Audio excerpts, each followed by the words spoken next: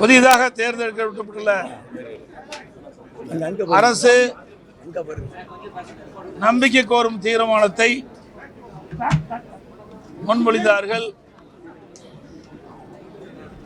அதில் அனைத்து இந்திய அண்ணா திராவிட முன்னேற்ற கழகத்தை பொறுத்த வரைக்கும் அதை எதிர்த்தும் அனைத்து இந்திய அண்ணா திராவிட முன்னேற்ற கழக சட்டமன்ற உறுப்பினர்கள் அனைவரும் எதிர்த்து வாக்களிக்க வேண்டும் என்று அவையிலே நான் பேசினோம்.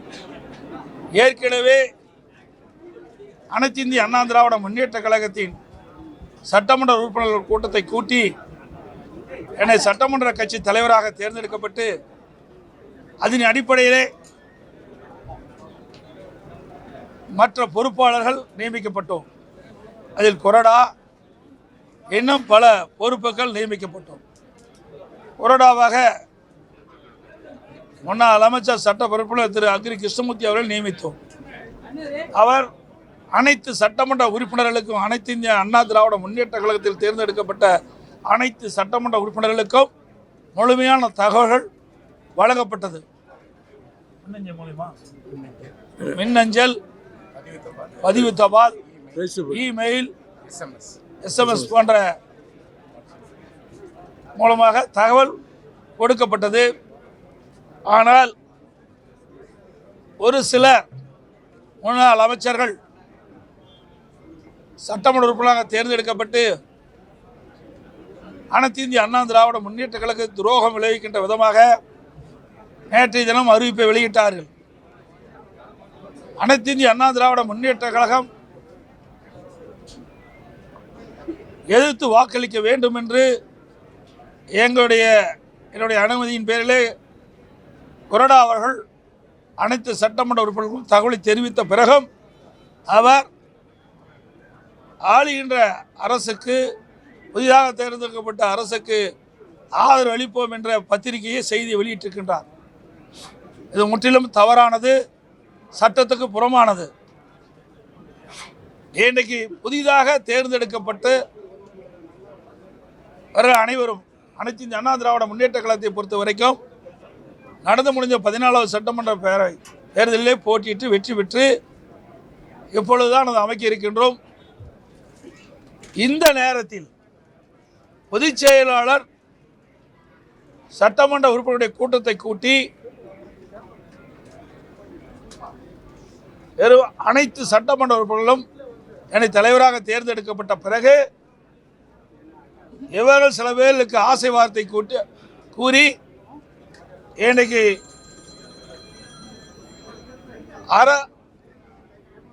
தமிழக வெற்றி கழக தலைமையில் ஆட்சி அமைக்கப்பட்டுகின்றது. அந்த ஆட்சியிலே இடம்பெறுவதற்கு ஒரு குறிப்பிட்ட அமைச்சர்கள், அதாவது சுமார் 6 அமைச்சர்கள் கொடுக்கின்றார்கள், 10 வாரித் தலைவர் கொடுப்பதாக அவர்களிடத்தில் இருந்த அதிமுக சட்டமன்ற உறுப்பினர்களை ஆசை வார்த்தை கூட்டி அந்த அடிப்படையிலே இன்றைக்கு சட்டமன்றத்திலே ஓட்டெடுப்பிலே அவர்கள் இந்த அரசு கொண்டு வந்த தீர்மானத்திற்கு ஆதரவு தெரிவித்திருக்கிறார்கள். அனைத்து இந்திய அண்ணா திராவிட முன்னேற்ற கழகத்தை பொறுத்த வரைக்கும் நடந்து முடிந்த சட்டமன்ற தேர்தலிலே 2011 2021 வரை அனைத்து இந்திய அண்ணா திராவிட முன்னேற்ற கழக ஆட்சியிலே செய்த சாதனைகளை சொல்லியும் எங்களுடைய இதயம் புரட்சித் தலைவர் எம்ஜிஆர், இதயம் புரட்சித் தலைவர் அம்மாவுடைய பெயரை சொல்லித்தான் வாக்குகளை கேட்டு இரட்டை சின்னத்திலே போட்டியிட்டு வெற்றி பெற்றவர்கள் 47 பேரும். அதையெல்லாம் மறந்து இரவு பகல் வாராமல் எங்களுடைய தலைமையுடைய உத்தரவுக்கு பேரிலே கழகத்தினுடைய தொண்டர்கள், நிர்வாகிகள், கூட்டணி கட்சி தலைவர் நிர்வாகிகள் தேர்தல் நேரத்திலே பிரச்சாரத்தை செய்து அதன் மூலமாகத்தான் அவர்கள் வெற்றி பெற்றிருக்கின்றார்கள். அப்படி வெற்றி பெற்ற கட்சிக்கு எங்களுடைய அனைத்து இந்திய அண்ணா திராவிட முன்னேற்ற கழகத்திற்கு விசுவாசமாக இல்லாமல் அடையாளம் காட்டப்பட்ட கட்சிக்கு துரோகம் விளைவித்தவர்கள் இவர்கள். இன்றைக்கு ஒவ்வொரு கட்சியும் ஒவ்வொரு சூழ்நிலையிலே வெற்றி பெறுவதும் வெற்றி வாய்ப்பு இழப்பதும் இயல்பானது ஒன்றுதான்.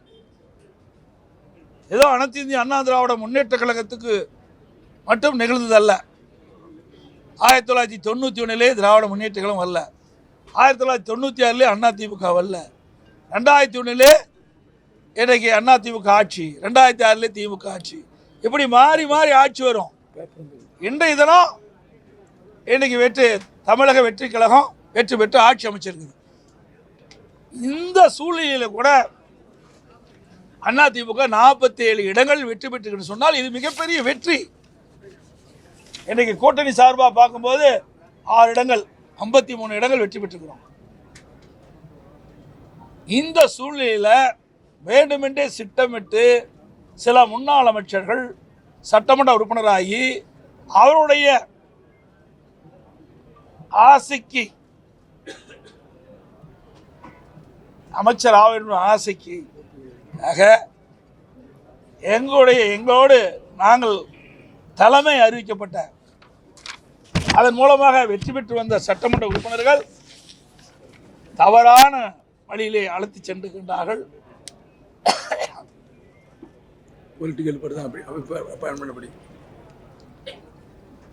இது உண்மையாலுமே சட்டத்துக்கு புறமானது, நீதிக்கு புறமானது. இன்றைய முதலமைச்சர் அவர்கள் தூய்மையான ஆட்சி நடத்த வேண்டும் என்று சொல்கிறார். தூய்மையான ஆட்சி நடத்த வேண்டும் சொன்னால் எல்லா இடத்திலும் தூய்மையாக இருக்க வேண்டும்.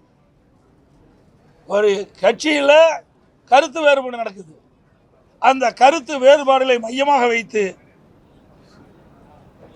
ஒரு சாரார் வீட்டுக்கு சென்று வருவது எந்த விதத்தில் நியாயம்?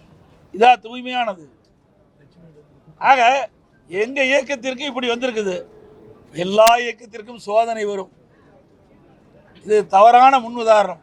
இதுவரை தமிழக வரலாற்றிலே இல்லாத ஒன்று. இன்றைக்கு எத்தனையோ கட்சிகள் ஆட்சி இருந்திருக்குது, எத்தனையோ கட்சிகள் கருத்து வேறுபாடு பிரிஞ்சிருக்குது. ஆனால் எந்த தலைவருமே இருந்த இயக்கத்துக்கு வீட்டுக்கு சென்றது கிடையாது. ஆனால் ஆரம்ப காலகட்டத்திலே தவறான பாதையிலே இன்றைதான் தமிழக வெற்றி கழக தலைவர் சென்று கொண்டிருப்பது உண்மையிலேயே வருத்தம் அளிக்கின்றது என்பதை இந்த நேரத்தில் பதிவு செய்ய விரும்புகிறேன். அது மட்டுமல்ல, இன்றைக்கு சட்ட நீதியாக பார்க்கின்ற பொழுது இன்றைக்கு ஒரு பொதுச் செயலாளர், இன்றைக்கு சட்டமன்ற உறுப்பினராக தேர்ந்தெடுக்கப்பட்ட சட்டமன்ற கட்சி தலைவர், அவர்தான் கொறடாவை நியமிக்க முடியும். அப்படி நியமிக்கப்பட்ட கொறடா தான் எங்கள் அனைத்து இந்திய அண்ணா திராவிட முன்னேற்ற கழக சட்டமன்ற உறுப்பினர்களுக்கு இன்றைக்கு நம்பிக்கை ஒரு தீர்மானம் வருகின்ற பொழுது அதை எதிர்த்து வாக்களிக்க வேண்டும் என்று முழுமையான தகவல் கொடுக்கப்பட்ட பிறகும் அவள் எதிர்த்து வாக்களிக்க என்று சொன்னால் அங்கே குதிரை பேரம் நடைபெற்று கொண்டுதான் பலர் தகவல் பரவுகிறது, பேசப்பட்டு வருகிறது. உண்மையிலேயே தூய்மையான ஆட்சி நடத்துவோம் என்று சொல்லிவிட்டு இதற்கெல்லாம் இடமளிக்கின்றார்கள் என்று பார்க்கின்ற பொழுது மக்கள் தான் இதற்கு நல்ல முடிவை கட்ட வேண்டும் என்று இந்த நேரத்தில் தெரிவிக்க விரும்புகின்றேன். அதோட இன்றைக்கு திராவிட முன்னேற்ற இன்றைக்கு தமிழக வெற்றி கழகம் 108 இடத்துல தான் வெற்றி பெற்றிருக்குது. அதில் ஒரு இடம் 2 இடத்துல அவர் போட்டியிட்டார், ஒரு இடத்துல வெற்றி வாய்ப்பு இழந்துட்டார். 107 ரிசைன் பண்ணிட்டார். 2 இடத்துல போட்டியிட்டார், ஒரு இடத்துல ராஜினாமா செஞ்சிட்டாரு. 108 107 போயிட்டது. பிறகு நீதிமன்றத்தில் வழக்கு நடந்து அந்த ஓட்டெடுப்பில் கலந்து கொள்ளக்கூடாது என்று நீதிமன்றம் தீர்ப்பளிக்கப்பட்டது. ஆக தமிழக வெற்றி கழகத்தினுடைய அவருடைய கட்சியுடைய எண்ணிக்கை 106 தான். எனக்கு திராவிட முன்னேற்ற கழக கூட்டணியில் அங்கம் வைக்கின்ற கட்சிகள் வெற்றி பெற்று இன்றைக்கு தமிழக வெற்றி கழகத்தோட சேர்ந்த காரணத்தினால தான் அந்த 118க்கு மேலே அந்த வாய்ப்பு கிடைச்சி தான் ஆட்சி அமைச்சிருக்கிறாங்க.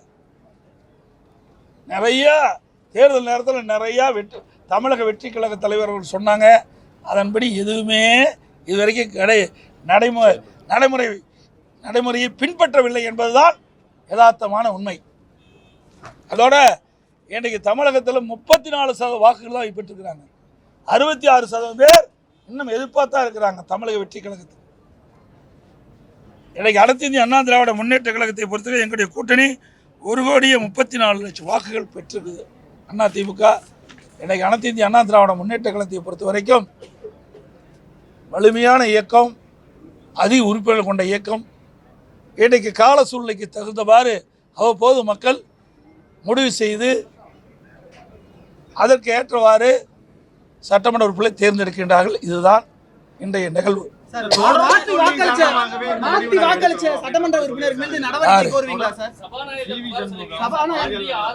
அவர் தொகுதியில் எத்தனை ஜெயிச்சு வந்திருக்காரு? அவரே போனதற்கு தோத்து தானே போனார். இப்போ எங்க கட்சியை பொறுத்த வரைக்கும் அனைத்து இந்திய அண்ணா திராவிட முன்னேற்ற கழகத்தை பொறுத்த வரைக்கும் அனைத்து மாவட்ட சாடை கேட்டு அவருடைய விருப்பப்படி தான் நாங்கள் வேட்பாளரை தேர்வு செஞ்சோம். ஆனால் தனிப்பட்ட முறையில் வேலை செய்யலாம். ஒவ்வொரு மாவட்ட கழக செயலும் உழைக்கின்றார்கள். அந்தந்த மாவட்ட செயலாளருக்கு தான் யாரை வேட்பாளரை நிறுத்தினா வெற்றி பெறுவார்கள், யார் மக்கள் ஆதரவு தருவார்கள், யார் கட்சி நிர்வாகிகள் முழு ஒத்துழைப்பு தருவார்கள். அதன் அடிப்படையில் தான் தமிழ்நாடு முழுவதும் இருக்கின்ற 38 சென்னை உட்பட 38 மாவட்டங்களிலும் மாவட்ட கழக செயலாளர்கள் கொடுக்கப்பட்ட அதுதான் கொடுத்தோம். ஒரு 5% தான் அவள் கொடுப்பதிலே மாற்று கருத்து இருந்து மாற்றி கொடுத்த முடியும். மீதி எல்லாமே மாவட்ட செயலாளர் கொடுத்தது தான் கொடுத்துருக்குறோம். ஆனால் இது கொடுக்கல, தானாக கொடுக்கல. எங்கள் கட்சி பொறுத்த வரைக்கும் சமமாக கருதுகிறோம். எல்லாருக்கும் அதை மாவட்ட செயலாளரும் இதில் பங்கு பெற வேண்டும். எல்லா மாவட்ட செயலாளரும் உழைக்கிறாங்க. அவர் தானே கட்சி பணி ஆற்றிட்டு இருக்காங்க.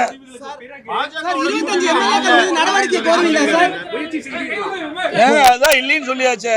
நேற்றைய தினமே தெளிவுபடுத்தியாச்சு. இதை வேண்டுமென்றே திட்டமிட்டு கேள்வி கேட்காதீங்க. ஏங்க 5 வருஷம் நீங்கள் சட்டமன்ற நிகழ்வில் பார்த்தீங்களா எத்தனை முறை பேட்டி கொடுத்தோம்? எங்களுடைய பிரச்சாரம் என்ன? என்னுடைய பிரச்சாரத்தை நீங்கள் எல்லாம் பார்த்தீங்களா? இன்றைக்கு யாரை தாக்கி பேசணும்னு பார்த்தீங்களா? ஆக எங்களுடைய அனைத்து இந்திய அண்ணா திராவிட முன்னேற்ற கழகம் தோன்றியதே எதிர்ப்புல தான் தோன்றுச்சு. அப்படி இருக்கும்போது நாங்கள் எப்படி செய்வோம்? அவங்களுக்கு வேறு ஒன்றும் கிடைக்கல, வேறு எந்த ஒரு காரணமும் கிடைக்கல. இப்படி காரணத்தை சொல்லி மக்களிடத்தில் ஒரு தவறான செய்தி சொல்லி நிர்வாகிடத்தில் தவறான செய்தி சொல்லி அவர்கள் இந்த தமிழக வெற்றி கழக அமைச்சரவையில் இடம்பெற வேண்டும் என்ற ஆசையில் சொல்லுகின்ற வார்த்தை. நாங்கள் அனைத்து இந்திய அண்ணா திராவிட முன்னேற்ற கழகத்தை பொறுத்த வரைக்கும் யாருடையும் நாங்கள் எங்கள் கூட்டணியை தவிர்த்து வேறு யாரிடையும் பேச்சுவார்த்தை நடத்தவில்லை. 100% திராவிட முன்னேற்ற பேச்சுவார்த்தை நடத்தவில்லை. அது அவர்களும் சொல்லிட்டாங்க, நாங்களும் சொல்லிட்டோம்.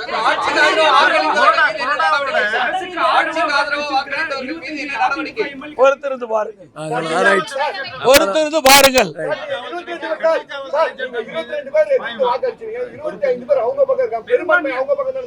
பெரும்பான்மை சிறுபான்மையில இல்ல, பொதுச் செயலாளர் தான். பொலிட்டிக்கல் பார்ட்டி தான். நீங்க பெரும்பான்மை சிறுபான்மைகள்லாம் சட்டமன்றம். அதாவது சட்டத்தில் இன்றைக்கு தாவாக்கா இருக்குது. தாவாக்கா இன்னைக்கு ஆட்சி அமைச்சிட்டுது. ஒரு 58 பேர் போயிட்டு ஆட்சி போயிருமா? தாவாக்கா தலைவர் தானே அதிகாரம். அப்படி எல்லா கட்சி தலைவருக்கும் தான் அதிகாரம். அப்படி தான் தீர்ப்பு இருக்குது. நல்லா புரிஞ்சுக்கங்க. அனைத்து இதெல்லாம் யாரு அனுமதி கொடுத்தது? தலைமை யாரு? பொதுச் செயலாளர். இவர்களெல்லாம் அந்த ஆப்சேஷன் லெட்டர் யார் கொடுத்தது? நான் தான் கொடுத்தேன் கையெழுத்து போட்டு.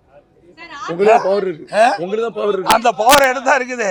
இப்ப முதல் கூட்டம் சட்டமன்ற தொகுதியோட முதல் கூட்டத்தில் விப்ப நியமிக்கிற அதிகாரம் பல தீர்ப்புல அந்த பொதுச் செயலாளர் இருக்குது. அதெல்லாம் அப்புறம் அதாவது எப்பொழுதை பொறுத்த வரைக்கும் சார் இது தவறான உதாரணம். இன்றைக்கு சட்டமன்றத்தில் மாறி கட்சி வரும். ஆனால் விதியும் மரபும் மாறாது. ஆனால் விதியும் பின்பற்றலை, மரபையும் பின்பற்றலை. அதான் நான் தெளிவாக சொன்னேன். இன்றைக்கு அவர்களுக்கு ஆதரவு தேவை. ஏன்னா திராவிடம் இன்னைக்கு என்ன சொல்லியிருக்கிறாங்க? கம்யூனிஸ்ட் கட்சிகளும் மற்ற கட்சிகளும் திமுகவில் கூட்டணியில் போட்டியிட்டு வெற்றி பெற்ற கட்சி அந்த இடம் பெற்றிருக்கு. அவர்களே என்ன சொன்னாங்க? ஆதரவு கொடுக்குறோம், கூட்டணி திமுகவோட தொடரும், ஆதரவு கொடுக்குறோம் அரசாங்கத்துக்கு, அதனால் திமுகவோட கூட்டணி தொடரும்.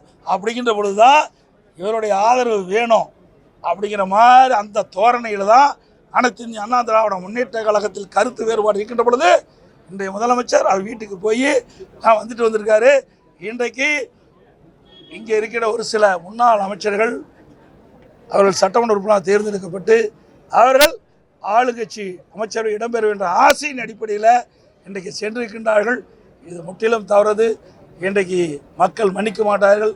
கழக நிர்வாகிகள் தொண்டர்கள் மன்னிக்க மாட்டார் என்பதை சொல்லி அனைத்து ஊடக நண்பர்களுக்கும் நன்றி வணக்கம்.